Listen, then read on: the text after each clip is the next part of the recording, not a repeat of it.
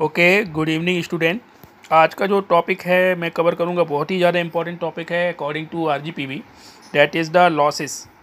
Losses बहुत सारे होते हैं ट्रांसफार्मर में, सिंगल फेज में, जिसमें आपने बहुत से पढ़े होंगे, BEEE में भी पढ़ा होगा आप लोगों ने। मगर जो सबसे इम्पॉर्टेंट लॉस है वो है आयरन लॉस, जिसे हम कांस्टेंट लॉस भी कहते हैं। फिर से मैं बार बार रिपीट कर रहा हूँ, iron loss at that is the constant loss. और आयरन लॉस के भी दो टाइप होते हैं, that is the hysteresis and second one is the eddy current loss. ठीक है, एक होता है बेटा वेरिएबल लॉस होता है, जैसे कि कॉपर लॉस, जो कि लोड पे डिपेंड करता है। ये बात आपको बहुत ध्यान देने वाली बात है कि जो लोड होता है वो लोड पे डिपेंड करता है, वो कॉपर लॉस होता है। ठीक है, और तीसरा होता है स्ट्रे लॉस। स्ट्रे लॉस भी अभी अपन देखेंगे आगे, तो मैं आपको बताऊंगा as a based on the eddy current की जैसा ही होता है, मगर जो कोर पे ही होता है। और चौथा होता है डाइलेक्ट्रिक। डाइलेक्ट्रिक जो होता है, जो आप ऑयल यूज़ कर रहे हो, इंसुलेटिंग ऑयल यूज़ कर रहे हो अपने ट्रांसफार्मर में, तो इससे भी जो लॉस होता है दैट इज़ डाइलेक्ट्रिक लॉस। मतलब मेरा कहने वाला है, अपन ने सारे लॉसेस के बारे में एक बार बात कर ली कि जितने भी लॉसेस होते हैं। तो there are the various losses in the transformer such as iron loss, copper loss, hysteresis loss and eddy current loss, stray loss and dielectric loss. ठीक है, तो ये जो लॉसेस होते हैं हम एक बाय एक करके देखेंगे इनमें, जो बहुत ही ज़्यादा बेसिक है आप लोग के लिए। सबसे पहला है आयरन लॉस। आयरन लॉस जो होता है is cause by the alternating flux, जो कि देखिए बहुत सारी बेसिक चीज़ें हैं, जैसा आपने इसको BEEE में भी बहुत अच्छे से पढ़ा होगा। जैसे जो एडी करंट लॉस क्यों होता है, देखिए क्या होता है कि जैसे मान लीजिए आपने सप्लाई दी, उससे फ्लक्स बना, और फ्लक्स बनने से क्या होगा, वो कोर में सर्कुलेट होगा।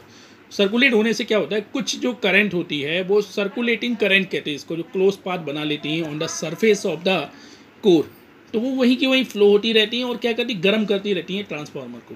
तो उससे क्या होता है, हमारी इफिशिएंसी भी कम होती है, कोर भी ख़राब होने के चांसेस होता है। इसलिए हम क्या करते हैं, उसके थिन प्लेट्स में बनाते हैं। छोटे छोटे प्लेट्स जो होती हैं उसको लैमिनेट करके पूरा प्रॉपर करके हम उसको तैयार करते हैं। That is the eddy current loss. और अभी हम हिस्टैरिसीस पे बात करेंगे। तो पहले तो आयरन लॉस किसको बोलते हैं, जो कि कोर पे होता है, याद रखना। कोर लॉस, एक बात और मैं आपको बता रहा हूँ, ये नोट करें, core loss is not depend on the load. Load के वेरिएशन से कोर लॉस चेंज नहीं होते, क्योंकि वो तो सिर्फ ट्रांसफार्मर एक बार डिज़ाइन हो गया, ट्रांसफार्मर के पैरामीटर्स के कारण ही होते हैं, या आप कह सकते हो उसके पार्ट्स के कारण ही होते हैं। मगर जो आपका कॉपर लॉस है वो लोड पे डिपेंड करता है। ठीक है, तो सबसे पहले एक बार देखते हैं हिस्टैरिसीस लॉस को। हिस्टैरिसीस लॉस जो होता है, that loss is subjected to alternating flux force on a और आउट। पहले तो बात करते हैं कि होता क्या हिस्टैरिसीस। मान लीजिए जैसे बार बार क्या हो रहा है, आप सप्लाई दे रहे हो, सप्लाई देने के कारण क्या हो रहा है, कभी पॉजिटिव हो रहा है, कभी नेगेटिव आप सप्लाई दे रहे हो AC। तो एक बार क्या हो रहा है, बार बार आपका जो कोर है वो डीमैग्नेटाइज हो रहा है, बार बार, है ना, बार बार डीमैग्नेटाइज हो रहा है। तो उससे क्या हो रहा है कि उसका जो और कोर है वो उसी के कारण क्या होगा, कोर फ्लक्स के कारण वो हीट अप होगा। That is the hysteresis loss. और ये इसका फॉर्मूला है, आप देख सकते हो। इसमें एक जो बहुत ध्यान देने वाली बात जो है, फ्लक्स डेंसिटी के ऊपर 1.6 की पावर होती है, और this loss depend on the frequency. ये भी आपको दो चीज़ें बड़ी ध्यान देने वाली बात है यहाँ पे। यहाँ आप एक चीज़ और देख सकते हो, इसको मिनिमाइज़ करना है तो सिलिकॉन स्टील का मटेरियल यूज़ करें, है ना। और एडी करंट लॉस में आपको बता चुका हूँ, ये भी फ्रिक्वेंसी पे डिपेंड करता है, मगर एक चीज़ ध्यान देने वाली बात है, इसकी जो मैग्नेटिक फ्लक्स डेंसिटी होती है उस पर स्क्वायर होता है। ठीक है, और ये भी फ्रिक्वेंसी पे डिपेंड करता है। देखिए एक चीज़ और ध्यान सोचने वाली बात है कि hysteresis loss directly proportional to F, not a square, and eddy current loss is directly proportional to the F square. ये बहुत ध्यान देने वाली बात है आप लोगों के लिए। और यहाँ पे जो V है, that is not a voltage, as a volume of the magnetic material. F frequency of the reversal magnetic field. BM is the maximum value of the flux density. And there is एक और constant है, coefficient of eddy current constant.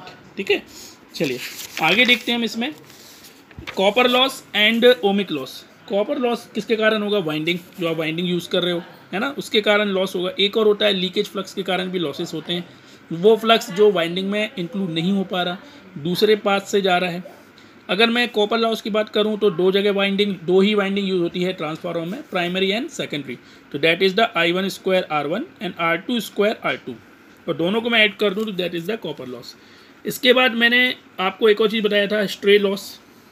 ये कहाँ से आता है, occurrence of the stray loss due to the leakage field. Leakage field के कारण होता है, दैट इज़ स्ट्रे लॉस। ठीक है, और बहुत स्मॉल होता है इसलिए इसको इतना कंसीडर नहीं करते।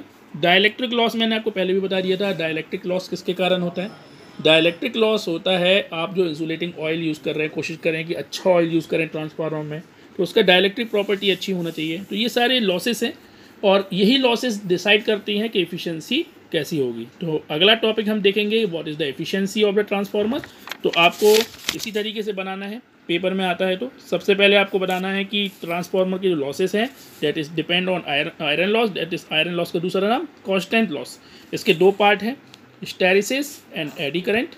उसके बाद आपको बताना है copper and ohmic loss, stray loss and dielectric losses. ठीक है, ओके, थैंक यू।